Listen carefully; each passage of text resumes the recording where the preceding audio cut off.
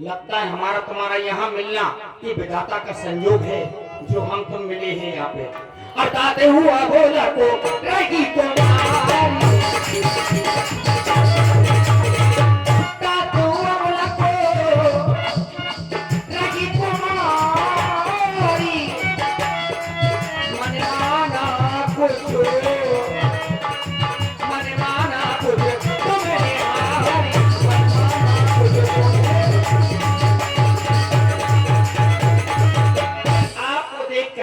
मेरा कुछ मन माना है। मम अनुरूप पुरुष जब माही, मैंने अपने अनुरूप अपने लिए सारे संसार में पुरुष देखा लेकिन कोई नहीं मिला। आपको देख के मेरी खोज खत्म हो गई। मम अनुरूप पुरुष जब माही, देखे खोज तीनों लोगों में देखा लेकिन आपके समान नहीं मिला। तो मेरे मन में ये विचार आया कि मैं आपसे जी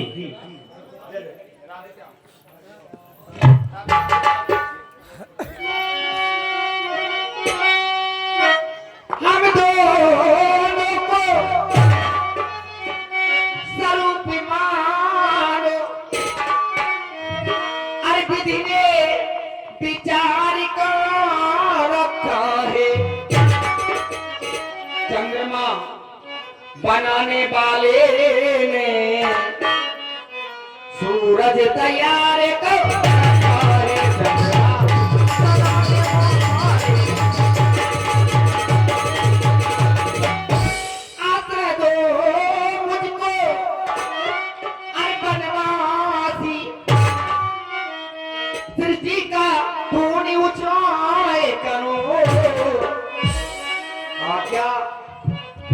आप क्षत्रिय हैं?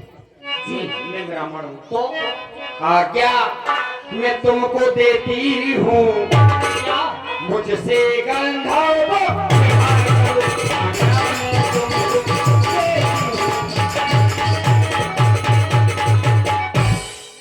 मैं विवाह करना चाहती हूँ और विवाह का प्रस्ताव आपके समक्ष रही हूँ, स्वीकार करो ना। इस वन प्रखंड में हम ही मिले तुम्हें ये प्रस्ताव रखने के लिए, और कोई नहीं मिला।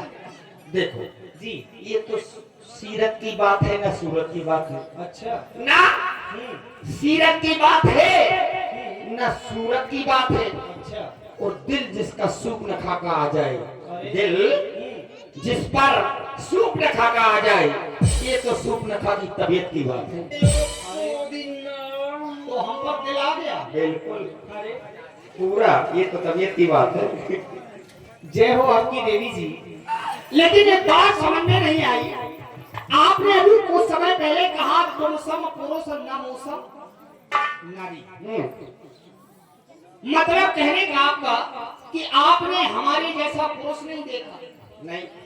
फिर आपने कहा न मौसम नारी, बिल्कुल न जाने आप हमें कैसा पुरुष समझ बैठी हो, स्वयं अपने आप को न जाने कैसी नारी समझ बैठी है, कुछ पता ही नहीं चल रहा है। फिर आपने कहा यह संयोग विधि रचा बेचारी, मतलब हमारा और इनका संयोग विधाता ने रच दिया, और हमें अपना और इनका संयोग तो दूर दराज तक नजर नहीं आता।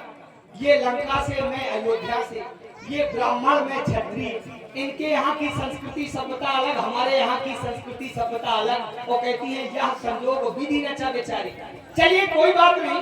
पुनः आपने कहा गाते अवलक रही कुमारी, मन माना कछु। देवी ने हमें देखा इनका मन कितना माना, कछु पूरा नहीं माना, मन माना कछु।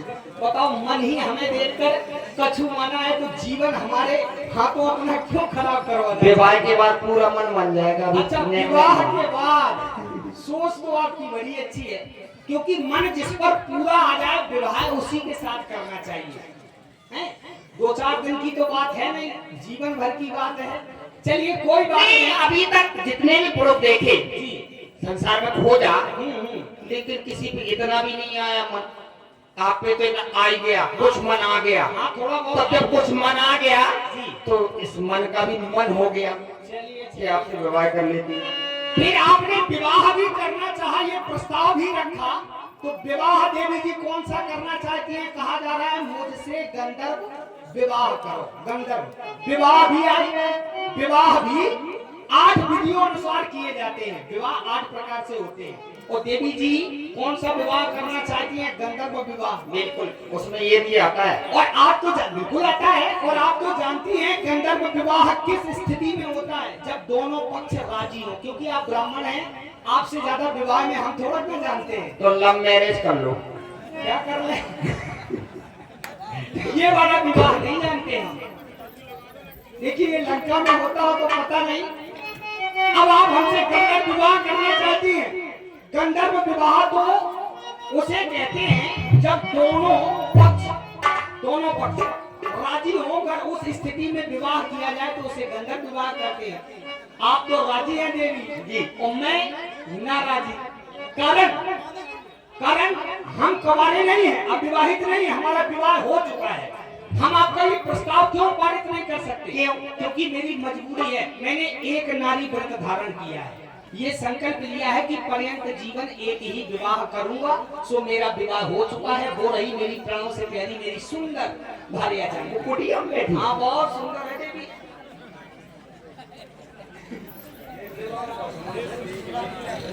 ये बहुत सुंदर है जनक नंदिनी जानकी।